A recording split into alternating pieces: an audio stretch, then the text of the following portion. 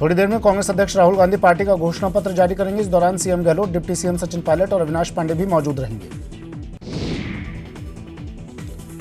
प्रदेश कांग्रेस ने आखिरी बची 6 लोकसभा सीटों के प्रत्याशियों की सूची जारी कर दी। आखिरी लिस्ट में पार्टी ने सभी वर्गों को साधने की कोशिश की है। लोकसभा चुनाव को लेकर प्रदेश सरकार के मंत्रियों को राहुल गांधी ने फरमान सुनाया। फरमान में कहा गया है कि लोकसभा चुनाव में जीत पर ही मंत्री पद टिका हुआ है। प्रदेश में लोकसभा चुनाव के पहले चरण के लिए नामांकन शुरू हो गया है। 13 लोकसभा सीटों के लिए नामांकन भरने का काम दोपहर 3 बजे तक चलेगा। आज दिल्ली में कांग्रेस केंद्रीय चुनाव समिति की बैठक होगी। वहीं प्रदेश में कांग्रेस ने सभी चुनावी सभाएं स्थगित कर दी हैं। सीएम गहलोत और डिप्टी सीएम पायलट दिल्ली में होने की वजह से इन सभाओं को स्थगित किया गया है। राज्यपाल कल्याण सिंह के बयान को चुनाव आचार संहिता का उल्लंघन बताया है। चुनाव आयोग ने राष्ट्रपति को पत्र लिखा है। कल्याण के बयान पर आज फैसला आ सकता है। सीएम योगी आदित्यनाथ आज से 2 दिवसीय गोरखपुर दौरे पर रहेंगे। इस दौरान सीएम योगी 10,000 युवाओं से रूबरू होंगे। मुख्यमंत्री योगी आदित्यनाथ आज वाराणसी दौरे पर भी रहेंगे, जहां सीएम नए मतदाताओं और युवाओं से संवाद करेंगे और चुनाव संचालन समिति की बैठक में भी भाग लेंगे।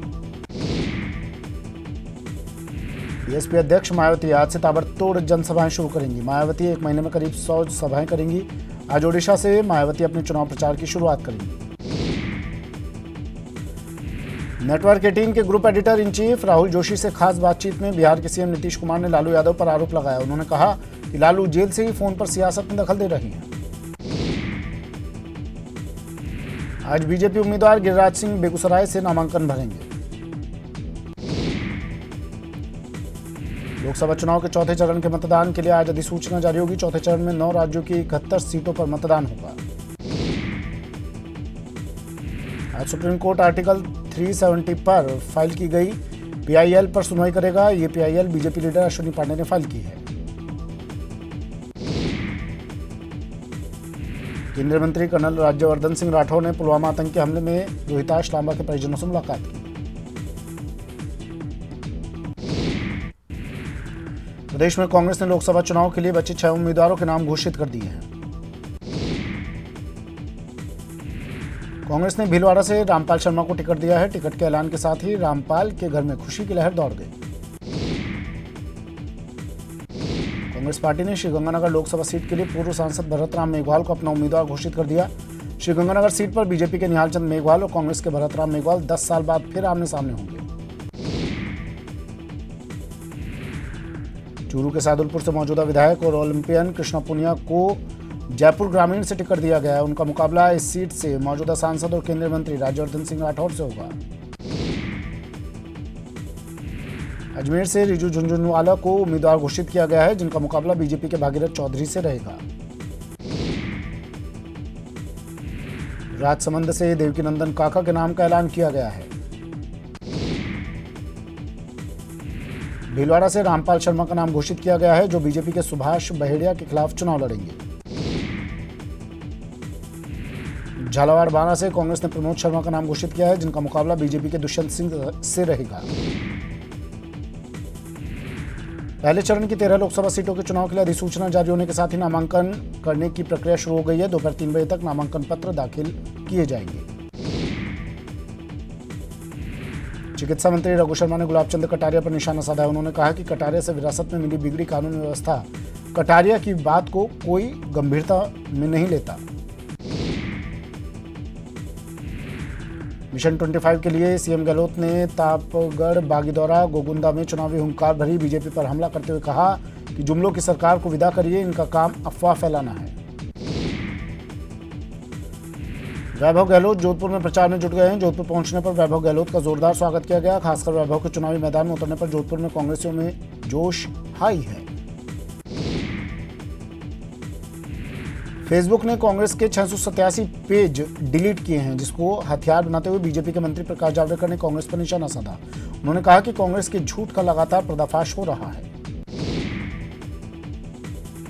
प्रतापगढ़ के अरनोद में कांग्रेस की चुनावी जनसभा का आयोजन हुआ। मुख्यमंत्री अशोक गहलोत, डिप्टी सीएम सचिन पायलट, प्रदेश प्रभारी अविनाश पांडे ने जनसभा को संबोधित किया। साथ ही चित्तौड़गढ़ लोकसभा प्रत्याशी गोपाल सिंह इडवा के समर्थन में वोट मांगे।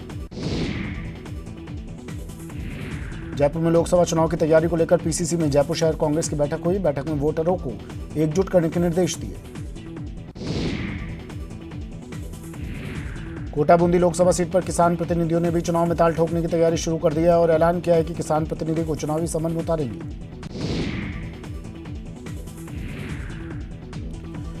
लोकसभा चुनाव को लेकर झुंझुनू के पिलानी में राज्यों के बॉर्डर पर अपराध रोकने के लिए अहम बैठक हुई। इस बैठक में हरियाणा से लगने वाले जिलों के अधिकारी मौजूद रहे।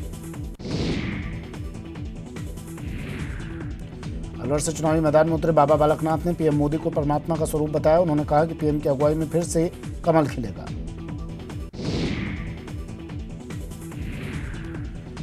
झुंझुनू में श्रवण कुमार ने राजेंद्र राठौड़ को उनकी ही भाषा में करारा जवाब दिया है। श्रवण कुमार ने कहा कि राजेंद्र राठौड़ शायद सूरजगढ़ उपचुनाव भूल गए हैं। लोकसभा चुनाव के लिए दौसा में इस बार भी पंडित नवल किशोर शर्मा पीजी कॉलेज को मतगणना स्थल बनाया गया है। मतगणना स्थल का दौरा करने के लिए जिला निर्वाचन अधिकारी अविचल चतुर्वेदी अनेक प्रशासनिक अधिकारियों के साथ पहुंचे और वहां व्यवस्थाओं का जायजा लिया।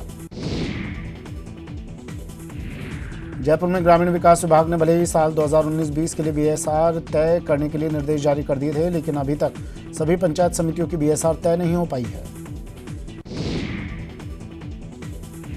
चूरू के सरदार शहर कस्बे में भाजपा के प्रत्याशी राहुल कसवा ने चुनावी अभियान का आगाज किया। उन्होंने प्रेस वार्ता कर बताया कि जिले में विकास के दावों के साथ जनता के बीच जाएंगे। लोकसभा चुनाव को लेकर टोंक जिला प्रशासन ने बीती रात राष्ट्रीय राजमार्ग स्थित सभी थाना क्षेत्रों में नाकाबंदी की, जिसमें सभी वाहनों की सघन तलाशी ली गई। इस दौरान पुलिस अधीक्षक, एएसपी और अन्य अधिकारी विभिन्न इलाकों का जायजा लेते नजर आए। गुर्जर आरक्षण मामले की आज हाईकोर्ट में सुनवाई होगी। अरविंद शर्मा और बादल वर्मा की याचिका पर हियरिंग होगी। याचिका में राजस्थान पिछड़ा वर्ग संशोधन अधिनियम 2019 को चुनौती दी गई है। राजस्थान उच्च न्यायालय के मुख्य न्यायाधीश प्रदीप नंद्राजोग का स्थानांतरण कर दिया गया है। अब वो मुंबई उच्च न्यायालय के मुख्य न्यायाधीश का पद संभालेंगे। जयपुर निगम प्रशासन ने राज्य सरकार को उपभोक्ताओं को छूट देने की तारीख 31 मार्च से बढ़ाकर 30 जून किए जाने के लिए पत्र लिखा है। पत्र में लिखा है कि जिन लोगों ने डीएलसी दर संशोधन के लिए 31 मार्च से पहले आपत्ति दर्ज कराई है, उन्हें 30 जून तक के लिए राहत दी जाए।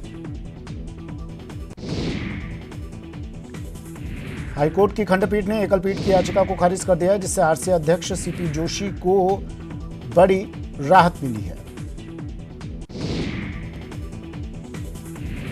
सवाईमाधोपुर में शादी का झांसा देकर युवती के साथ दुष्कर्म करने का मामला सामने आया है। फिलहाल कोतवाली पुलिस मामले की जांच में जुटी हुई है। सवाईमाधोपुर के गंगापुर सिटी में ऑपरेशन खुशी के दौरान उदय मोड़ थाना पुलिस को बड़ी कामयाबी मिली है। पुलिस ने 3 बाल श्रमिकों को मुक्त करवाया और दुकानदारों के खिलाफ केस दर्ज किया। भरतपुर की डीग थाना पुलिस ने 14 अवैध शराब की पेटियां जब्त की और साथ में 3 आरोपियों को भी गिरफ्तार किया।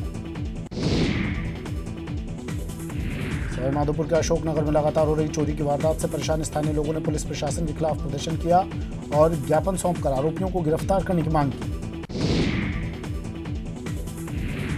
लोकसभा चुनाव को देखते हुए झुंझुनू में पचेरी पुलिस ने बड़ी कार्रवाई करते हुए 120 देशी शराब की पेटी जब्त की है। सवाईमाधोपुर के करमोदा गांव की नई बस्ती में 2 बच्चों की जान बाल बच गई। दरअसल दीवार गिराते समय 2 बच्चे जेसीबी मशीन की चपेट में आ गए। अलवर के जापानी कंपनी में श्रमिक विजय कुमार का शव फंदे पर लटका हुआ मिलने से हड़कंप मच गया। जैसलमेर में एक युवक ने बीती रात लाठी क्षेत्र के चांदन गांव के पास एक ट्रांसफार्मर पर चढ़कर आत्महत्या का प्रयास किया, जिससे वो 90% तक जल गया। युवक का जोधपुर के अस्पताल में इलाज जारी है। डूंगरपुर के आसपुर में बीती रात चोर ने हार्डवेयर की दुकान को निशाना बनाते हुए गले से 36,000 रुपए पार कर लिए। पुलिस ने दुकान में काम करने वाले युवक रमेश को गिरफ्तार कर लिया है।